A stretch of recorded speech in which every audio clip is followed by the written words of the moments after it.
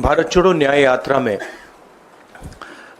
मणिपुर से हम महाराष्ट्र गए और रास्ते में हज़ारों युवाओं ने कंप्लेन की थी कि हिंदुस्तान में नॉन स्टॉप पेपर लीक होते हैं। और आज आप सबको मालूम है कि NEET paper and UGC NET के जो पेपर्स हैं वो लीक हुए हैं और एक कैंसिल भी हुआ है। कहा जा रहा था कि नरेंद्र मोदी जी ने यूक्रेन की लड़ाई रोक दी थी। मतलब एक ऑर्डर देके जो रूस और यूक्रेन के बीच में लड़ाई चल रही थी उसको रोक दिया था, ब्रेक लगा दी थी। इजराइल और गाजा के बीच में जो लड़ाई चल रही थी उसको भी नरेंद्र मोदी जी ने रोक दिया था।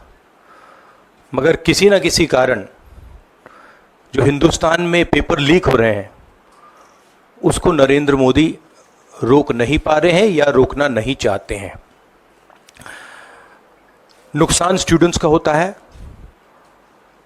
जो हिंदुस्तान के स्टूडेंट्स हैं, मैं जानता हूं कि आप इन एग्जाम्स के लिए महीनों सालों काम करते हो। ये आपका फ्यूचर है और आपके फ्यूचर से खिलवाड़ किया जा रहा है।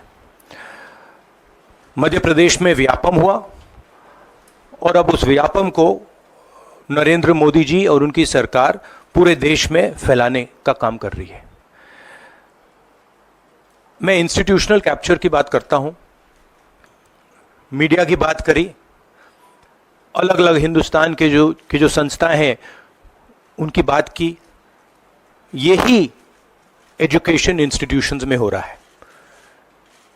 पेपर लीक का कारण है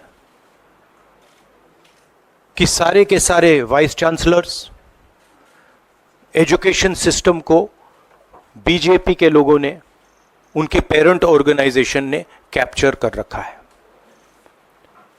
जब तक ये कैप्चर रिवर्स नहीं किया जाएगा तब तक पेपर लीक चलता जाएगा।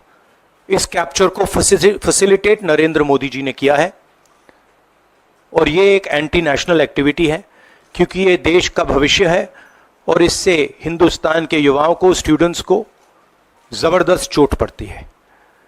इंक्वायरी चल रही है, एक को आपने कैंसिल कर दिया है, अब पता नहीं दूसरे को कैंसिल किया जाएगा या नहीं किया जाएगा, बट कोई ना कोई तो इसके लिए जिम्मेदार है और उनको एकदम पकड़ा जाना चाहिए और उन पे एक्शन लिया जाना चाहिए। The second one, throughout the route, students were telling me that paper leaks are endemic in India. They study, they work hard, honest students suffer, and students who want to cheat benefit. And this was repeated again and again and again and again. Now we are seeing an expansion of the idea of Vyapam across the country. BJP states have had to deal with this. Uttar Pradesh has had to deal with this. Madhya Pradesh has been a center of this. Gujarat has been a center of this. And now they have expanded this idea to the rest of the country. This is extremely damaging to students. And it's happening because all our institutions have been captured. Our vice chancellors are placed not based on merit, but because they belong to a particular organization. And this organization and the BJP have penetrated our education system and destroyed it. What was done by Mr. Narendra Modi to the economy with demonetization has now been done to the education system. Youngsters, I want you to know that the reason this is happening and the reason you're suffering is because an independent, objective education system has been demolished and it has been replaced by an education system that is captured by the BJP, captured by their parent organization. And until this capture is released, you are going to suffer, you are going to see cancellations of your exams, you're going to see paper leaks again and again and again. One paper has been cancelled. We don't know what is going to happen to NEET, but whatever happens, it should not be done in a arbitrary fashion. The rules that apply to one paper should apply to another paper.